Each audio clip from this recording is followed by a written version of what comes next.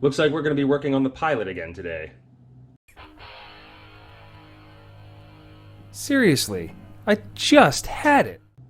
We recently had to replace the transmission in the 2007 Honda Pilot because it came back with what's called a death code whenever you scan it, and that's what the Honda guys call it. It's a death code, and it basically it makes your torque converter shudder really bad at certain RPMs. So long story short, we replaced the transmission with a used one. I had a transmission shop do it since I'm not equipped to do that here. But when it came back, a couple of weeks later, we ended up getting an automatic transmission fluid temperature sensor code come back on the transmission. So I forget exactly what the code was. I'll put a little blip in, and that'll kind of tell you exactly what it is. When I looked at the bottom side of the transmission at the actual temperature sensor that's on the car, it had some nicks in it, and it looked like it might have been smushed at the transmission shop and put a little nick in the wire, and I think it's giving a bad signal to the computer intermittently, and that's why it's going to need replaced. So I ordered the part. It is part number 28650-RDK-004. I don't know if that's going to help you out. That's the Honda part number, and we're going to be replacing that today in the 2007 Pilot. The tools that you'll need to complete this project are going to be a floor jack, a jack stand, flathead screwdrivers and a small pick and small needle nose pliers in order to get the electrical connectors apart. Makes things a little bit easier. You're probably going to need some long, angled, and straight needle nose pliers in order to get electrical connectors off of certain areas and, push and pry and get that sensor out. A 10mm ratchet wrench if you have one. If not, a, 1/4 inch 10mm will do the trick. A couple of flashlights so you can see what you're doing. And a 3/8 drive ratchet with long extensions and a 17mm socket. You're also going to need a catch pan to catch all the fluid that will inevitably come out. What I would recommend doing is draining out the system using the 3/8 ratchet prior to getting started so that you don't end up with a mess like I did. Here we are on the underside of the Pilot here, and if you look at this portion of the transmission right here, just next to the drain plug, that's where your automatic transmission temperature sensor is, and it's held in by a 10mm bolt. And this part, like I said, it was kind of chewed up and it looked like it might have been smashed. So we're going to take out that 10mm, disconnect the wiring from up top, and pull that guy out. We're going to put a catch pan underneath to catch any fluid that might come out whenever we pull that out. And we'll have the new one ready to go to pop back in there so that we're not losing too much ATF in the process. The first thing we want to do is get this electrical connector off, and you'll have to reach up behind the lines, push that tab, and pull the electrical clip off. I've already reached up and pushed the button, so it'll look like that whenever you're all said and done. I'm going to show you this next part, not in the car and on the new one, since it's going to be a lot easier to explain. There's a little tab here that you need to push down on in order to get this off of the mounting clip on the transmission. And if this is the front of the car, it'll face this way. So you'll have to reach up behind, pull that down, and then pull this off of the retaining clip that mounts it to the transmission. And of course, ain't life grand? It started raining in the middle of this project. Not only am I doing this outside in a gravel driveway, making it hard to record with all the cars driving by, but the weather decided to make it even more difficult for me to show you how to do this today. So I might have to wait for the rain to subside before we continue. Well, getting this portion of the clip unclipped has proven to be the most difficult portion of this project so far. But if you look right here where my finger is, you can see where that wire has been smashed, and it's got a little bit of ATF there, so I'm assuming that that's where my problem was, which is why I need to replace this guy.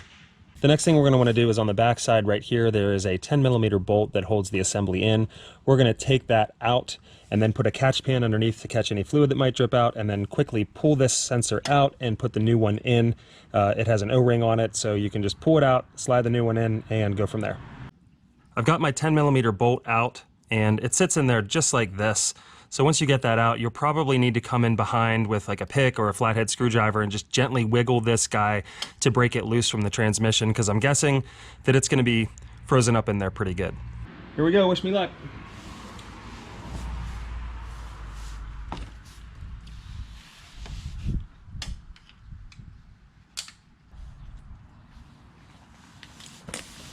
Well, now I've gone and done it. I was trying to gently pry this part out and it snapped off the plastic retaining part that connects it to the temperature sensor. So that's going to be a fun one to try to extract. By the looks of things, I'm able to grab a 90-degree pair of needle nose pliers, some long ones, and just reach up and grab it and kind of twist it and wiggle it and pull all at the same time. And it appears as though I'm going to be able to get this guy out.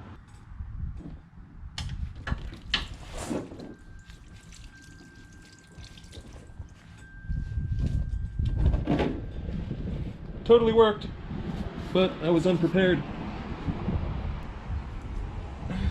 Looks like we're doing a transmission flush and fill while we're here.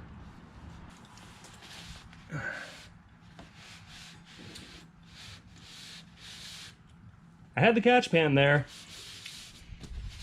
Was not prepared for how fast it was going to come out of there, that's for damn sure. Just have to make a note that when you do this project, have 3.5 quarts of training fluid on hand, or possibly 4, probably 4.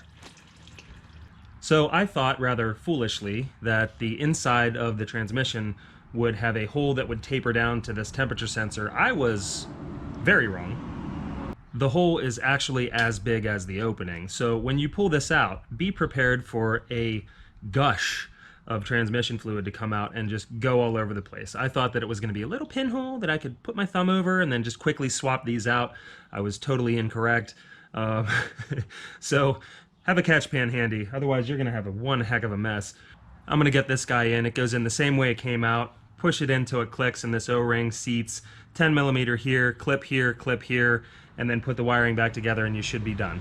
One more thing I'm going to do is I'm going to take a paper towel and just clean up that lip on the underside of any debris that might be up there, just so that I can make sure that the new O-ring seats perfectly in there and everything's clean and there's no, like, you know, debris or anything going to cause a leak coming from that whenever I go to reinstall it. So I'm just going to tidy that up a little bit.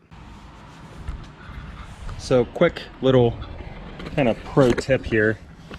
I don't know how well you might be able to see this, but what I did to reinstall this, because it is kind of a bear to get it in there, is I lined it up and I put it in, and then I started in my 10mm bolt just to get it lined up, and then I just got it in there to where it was snug, and then I took my 90-degree needle nose pliers and I just very gently set it on the back side and just wiggled a little bit and pried using this pry point here, and it just popped right into place. So now I just need to tighten up my 10mm and get the wiring connected and we should be good.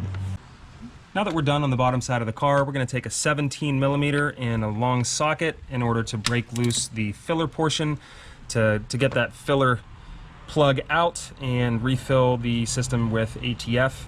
So we're going to break that loose, get a long funnel, and we're going to start probably with, I'm going to say 2.5 quarts of ATF just to try to get this back up to fill.